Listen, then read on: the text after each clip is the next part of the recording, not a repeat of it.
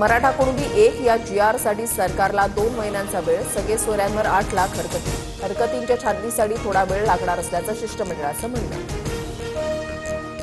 उपोषण सोडल्यानंतर मनोज जरांगे छत्रपती संभाजीनगरकडे रवाना. गॅलेक्सी रुग्णालयामध्ये जरांगेंवर उपचार होणार.